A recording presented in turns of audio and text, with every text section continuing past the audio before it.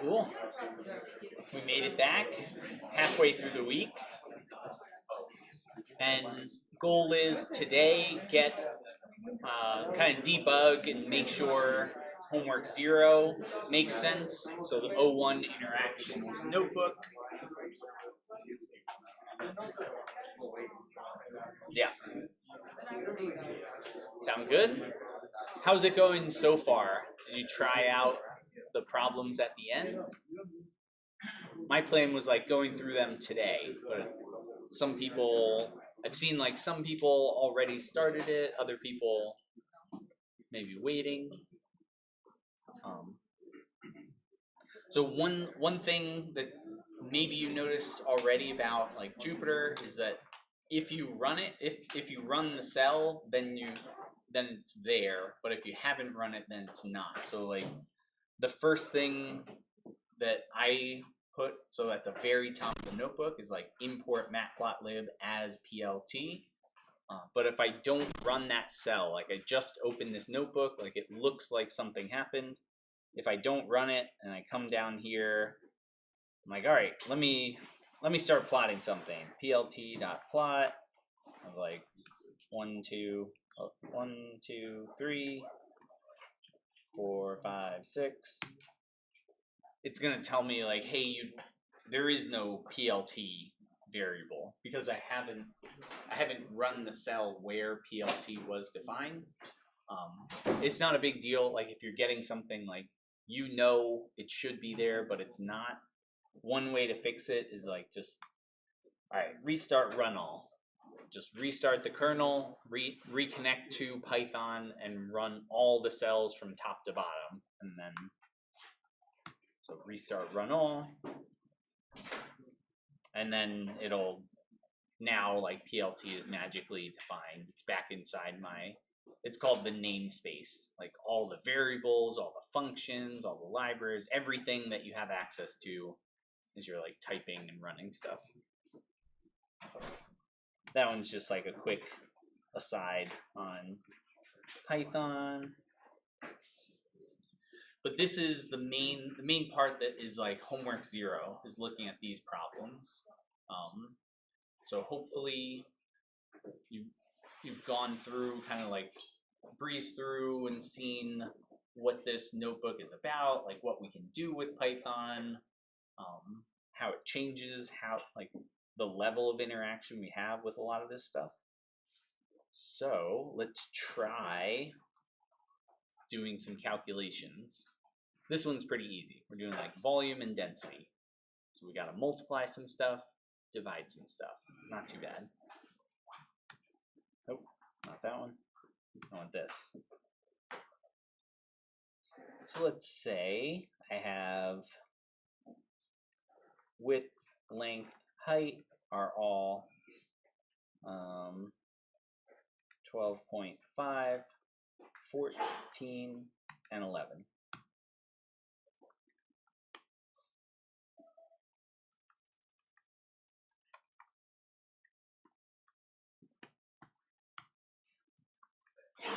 I'll show you at least how I like to do it.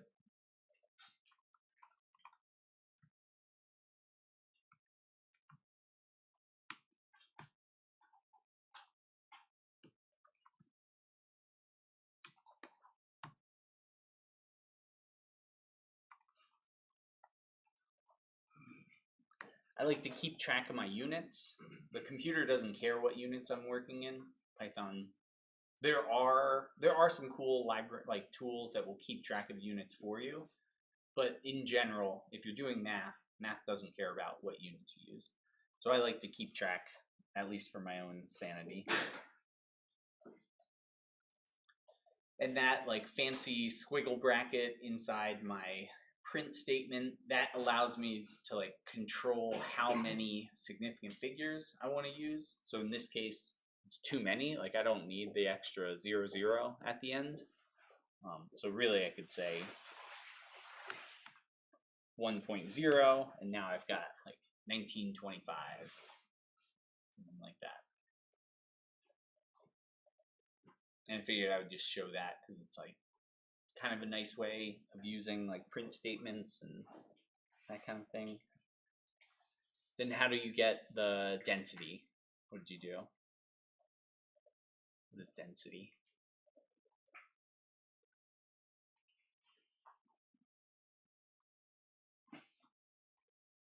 Because our next step is what is the like, kind of average density of this box? It's 31 pounds. What did you say? Okay. Yeah. Do weight over volume? Yeah.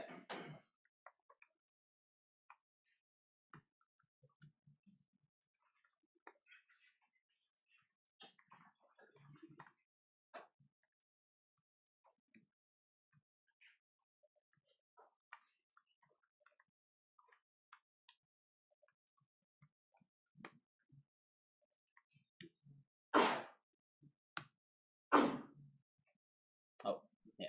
We need this guy. Colon.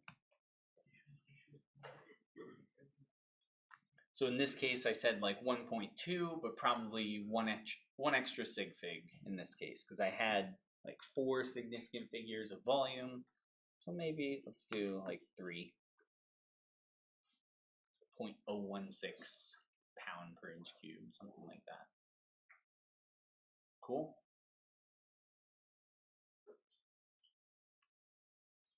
And the next question is kind of like, how do we check these dimensions? So I wanted to see, before I like jump in and tell you like, here's how to organize your true false statements. I wanted to see how you approach this.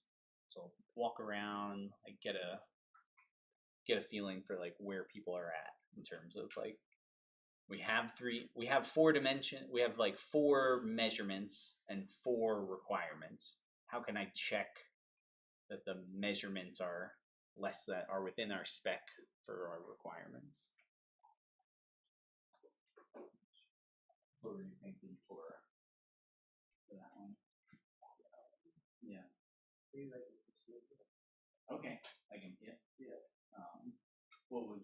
Do you have like if else, or were you gonna try? Yeah. It's kind of like else. Yeah. Okay. So it was just like print out like 2 full if else. Okay. Yeah.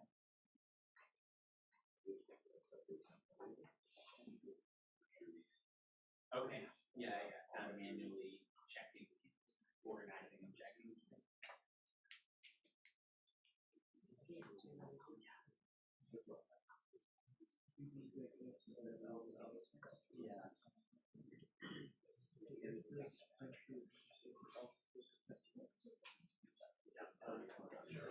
Not sure. Okay.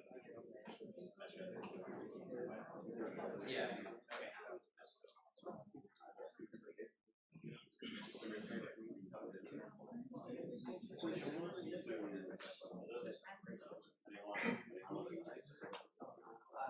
File preview and save that.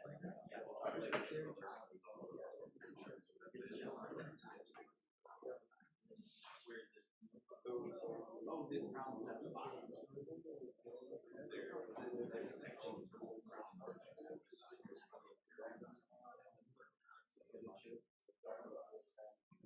Okay.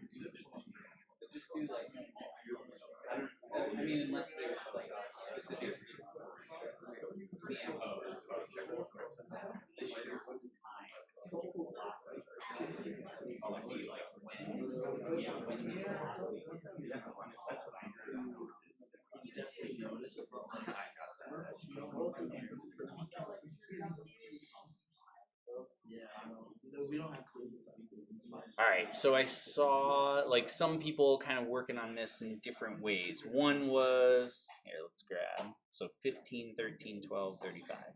15, 13, 12, 35. So this is kind of like our max length, max width, max height, and then max, I would use W for weight, but I'm going to use capital M just to be super confusing. Max mass. So I saw like kind of just checking each of these manually, right? So I know, all right, well, let me check, is L less than max L? And let's just print them to start, just so we can like debug. Is W less than max W? Is height less than max height? And then is 31 less than max mass? Then I can get like true, true, true, true. So yes, we're good to ship. Some people were like taking a little step further, thinking like, well, what if I called it length, but someone else called it height? Like, shouldn't it? Like, what if we just took the box, turned it sideways? So now the height is the length, and the length is the height. Now it's not good to ship. Like, no, we should be able. There should be some like method to the madness. Like, can't we sort these dimensions? Like, go from smallest to largest or something like that. So we could try that, right? We could say our dims are L, W, and H. And now we don't have to enter them in the same order, right? L, H, W. So like we have 3 dimensions. It's a box. There are 3 dimensions. We can enter them however I want.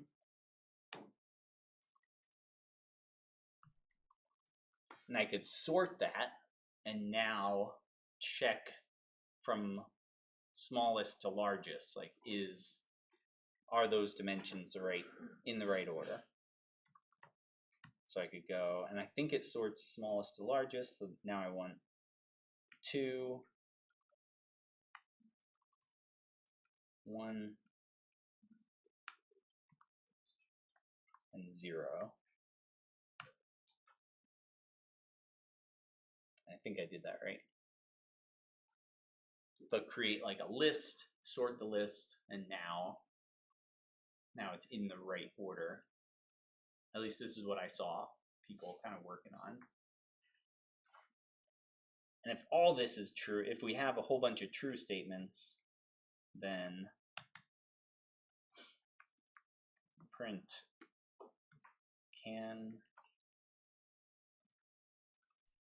we can ship if true.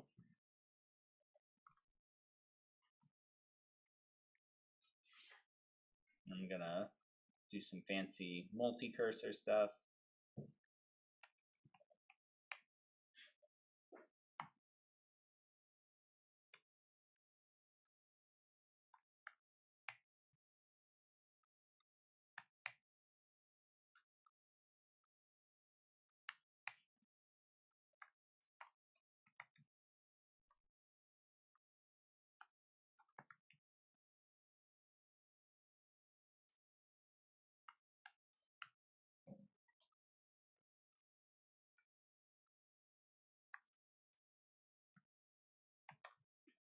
And like if this is true, that's true, that so if all 4 statements are true, then we'll get one true. That's what the and statement is like. If I have a true true and I have a true true, and it'll just combine all those. Oh, if I do the syntax correctly.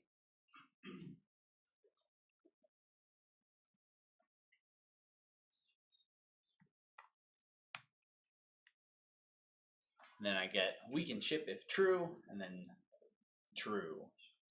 Pretty cool.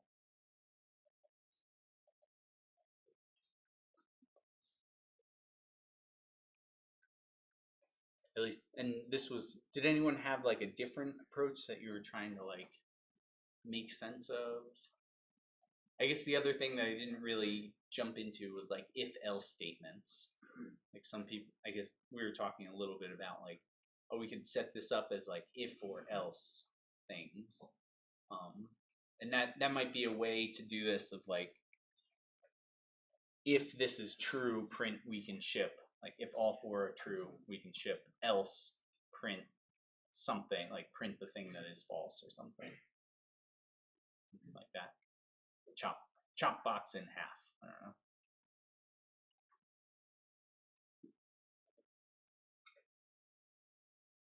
Did anybody else have a different idea or like thing that you're like trying to do? It's not quite there yet.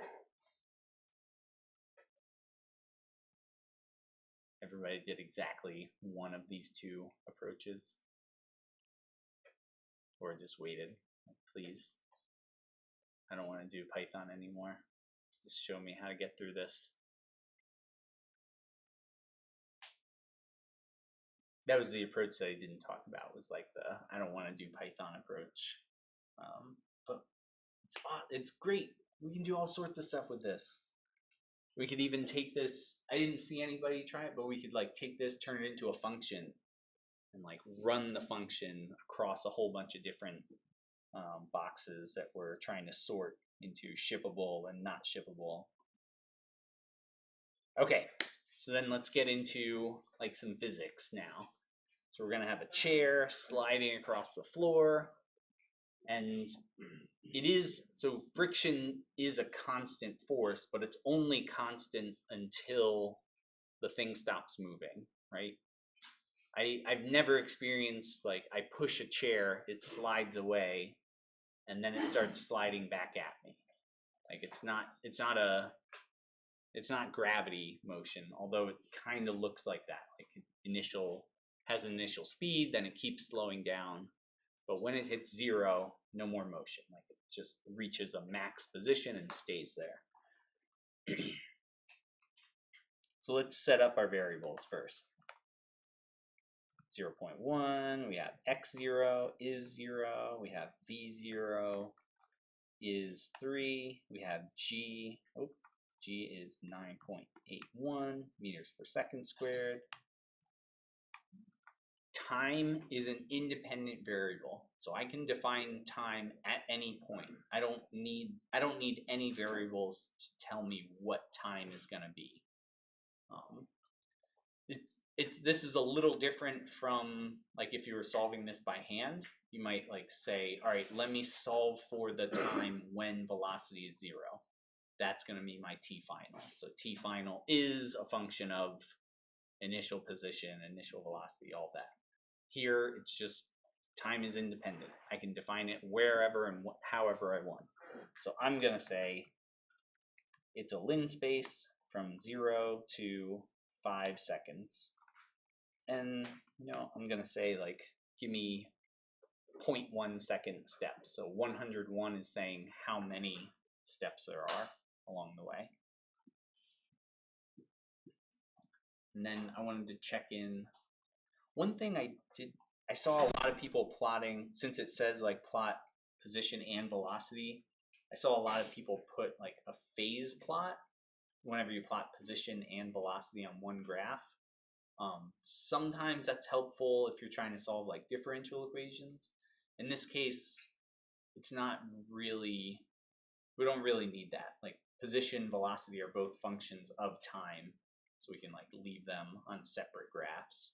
At least to me, it makes more sense to keep them separate rather than saying like position is a function of velocity, because here it's independent, like it's only a function of initial velocity.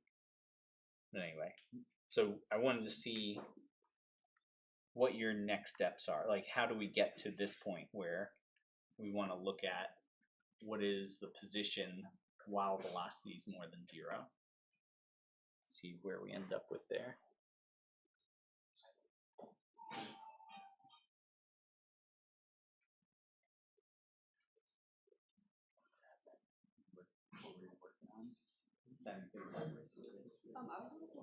Oh, okay. Oh, that one, I think it's just marked down. Yeah. Yeah, if you change it back to code, then it should. Yeah.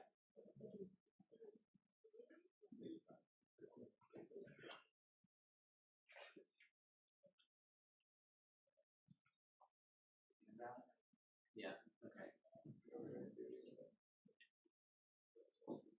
And this one, like, if you go up a little bit, there's another like projectile motion problem. It's the same like setups. The only difference is now that like instead of just G, you can type G, but you grab that block of code down below. All right.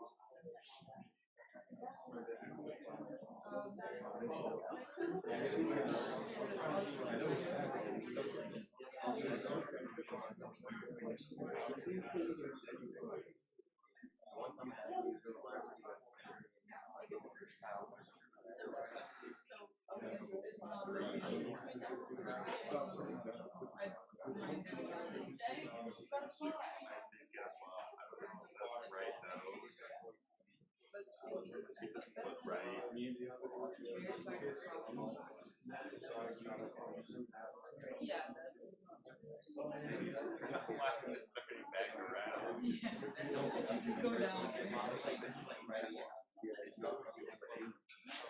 Or is it true?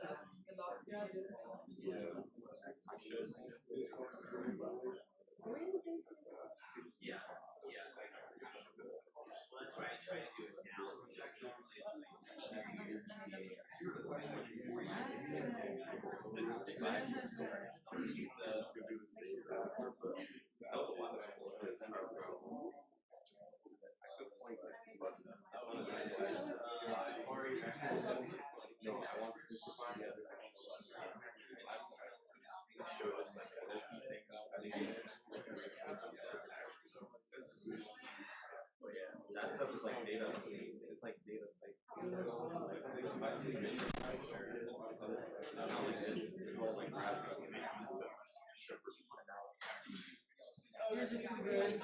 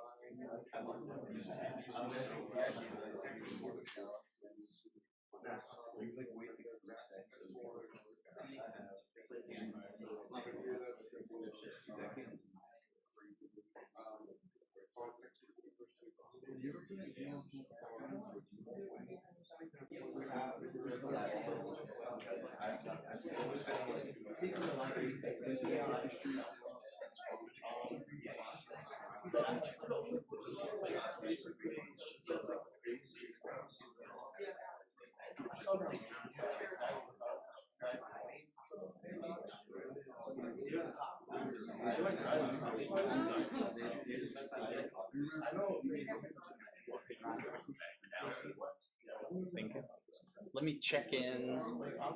So what I've seen so far is, so in general, we don't have to start from scratch, right? Like if you want to, you can always like code things out from scratch. I guess in the first problem we were writing everything from scratch, but we already have like a projectile motion kind of code defined above. So I can copy that down and have something to work with. So figure out like, all right, well, where did we define that? Let me grab this stuff. And it's even the same time scale, right? So I can copy that.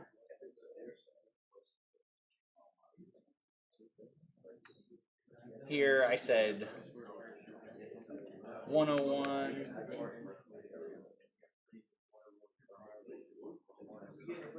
And all I care about is the X. So there's a V0.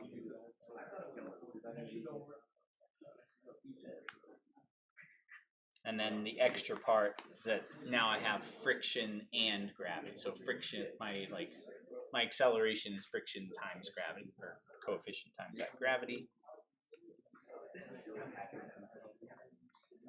Now I kind of have like a sense of what I'm doing. Minus mu times g times t.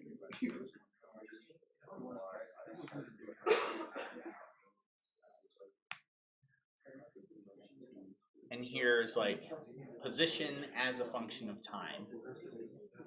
And I haven't split anything yet, so I'm still just saying acceleration is constant. So somewhere around 3 seconds, friction's gonna stop working. Like it should not keep pushing me backwards. And then I can say plot t and v. And now I have a graph of like, all right, I only want this first like 3 point something seconds of data.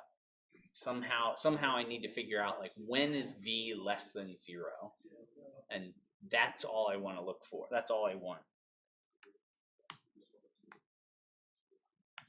So if I ask Python like v less than 0, it's going to show me like, all right, here's the false, false, false, false, true, true, true.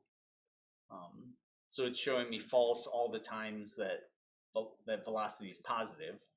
So what I could do is flip that and say, all right, well, when is v more than 0? And it'll show me all the times when v is more than 0.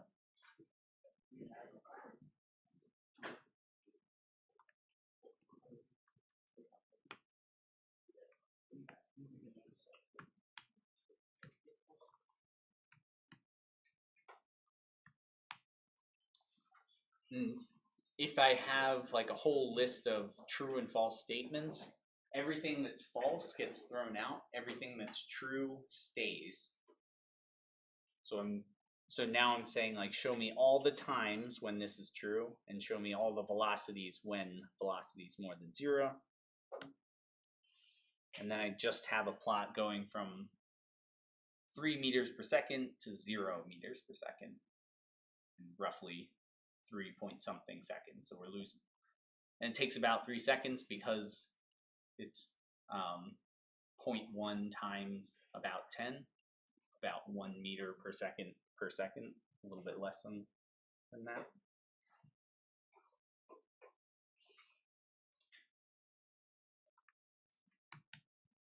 I just copied and pasted because I want to look at what are my positions when v is more than 0.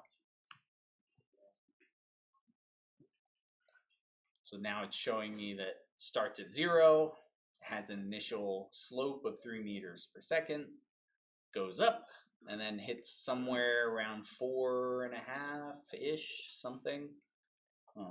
But I can figure that out.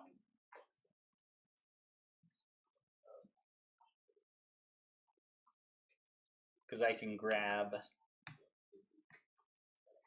the last value. So that bracket -1 is going to say take that array and give me the last thing that you found in that array. That's what -1, because Python starts at 0, so the very first value times 0 is 0. And if I ask for negative values, now it's the last value. -2 is the second to last, -3 third to last. And you can work your way all the way back to the beginning if you want.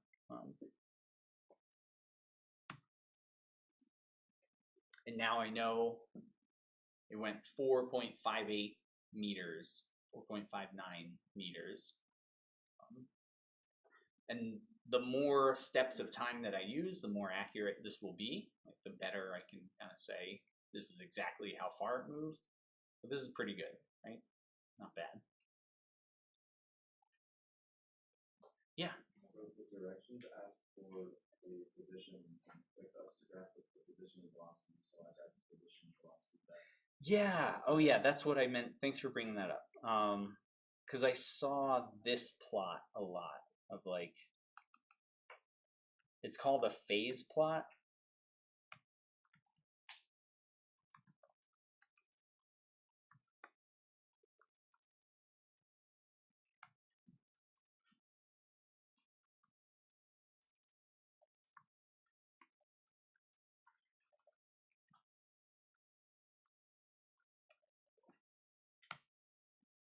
So I saw this plot a lot where, again, it's called a phase plot. This can be a really helpful tool when you're looking at like differential equations and trying to figure out like how are velocity and position connected to each other. In this case, it's a little confusing. So I haven't found anybody that had like a good reason other than like the directions told me to do this. It's like the directions told you to plot position velocity, and like maybe that's unclear. It's maybe on me, but this plot is definitely, I think, a little unclear. I don't know. Did anyone have like a reason that this plot makes sense to you? I was trying to figure out like why. Yeah, go ahead. It tells you how far left you can. Yeah. Where velocity equals 0, it tells you how far to share one. So you can kind of say, yeah, I guess we could look at like trying to find max that way almost. So you can kind of get, you can do some like magnitude, like a lot of time, like with a spring mass problem, the answer is an ellipse. So now you can look at like what's the minor major radii for like what's the magnitude velocity, magnitude position. But in this case, it's a parabola but turned on its side. So yeah, I don't know. It could be helpful that way. Yeah. I think it makes pretty good sense because I think this off thing is like the negative values of the velocity. But the next question is just to ask to chop that off. So to chop it off, you just see that the initial velocity decreases exponentially. Yeah. Right? And then the position is just you can see that. Yeah. Yeah, since we're looking for like as it moves forward, the velocity is Yeah. But you can't see. Oh, I see. Velocity slows down because it's going towards 0. It slows down at a faster rate as it moves forward. Okay. Yeah. Yeah. It just usually, like, especially for like a constant acceleration problem, usually everything is like as a function of time. Not to say that you can't use these plots for these kind of reasons of like, hey, look, this is my max position and 0 velocity are in the same location. Like that's good information to have, right? But yeah, I guess I would also make a label of like plt dot title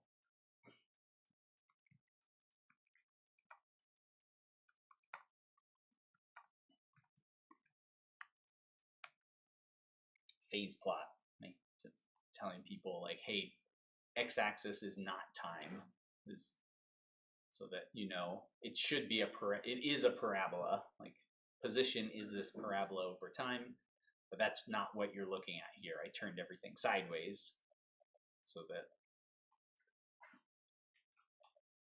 yeah, it's usually kind of weird to see like functions that have two values whenever we have a function that's single valued. Again, there's good reasons to use it, but I wanted to know like what people. So, and if you're trying to make like multiple plots and you want to keep it all, like I saw this, trying to say like, all right, here's t and x and t and v, but now my y-axis has 2 different values. It's both position and velocity. But I can split it up. I can say, like, all right, we'll make another figure.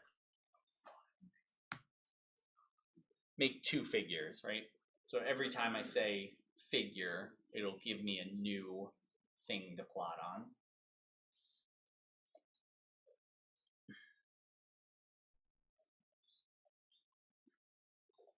That way we get like 2 different plots. We can label the axes differently, that kind of thing. So reason for doing that, like, and I think I mentioned this before, you could just solve for what is the final time, like when is velocity 0, get an exact value for that time. You could even solve it in terms of like symbols, like, because we have a quadratic equation and we're trying to solve it, and we have a linear equation that we're like solving. But in this case, when we're using like Python and in general kind of like numerical methods this way, it doesn't really matter what the relation between position and time and velocity and time are. Like we could use the same process and say, this is when velocity was 0, so this is when the thing stopped moving. So it becomes really powerful as you start looking at like more complicated stuff. But it helps to start with like something that we know, that we kind of have an idea, like how I would approach this. Just try it from a different angle. Cool. What else came up? Did anybody break anything? That's always like the fun stuff. Is it like giving you errors, saying like this is never gonna work? Not yet. We did come up with, oh yeah. When submitting, what type of file do you want this as? Okay, yeah. So this came up a couple of times, and we're almost done. So to submit this, make a print preview. So file print preview, and then save that as a PDF, because PDF is the main like Husky CT thing that you can look at. So print preview, and now it has all the work that I just did. So I'm gonna like zip to the bottom. If I can get there, go.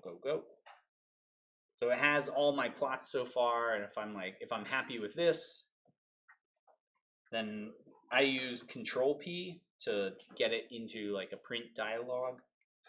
You can also like right click and say print.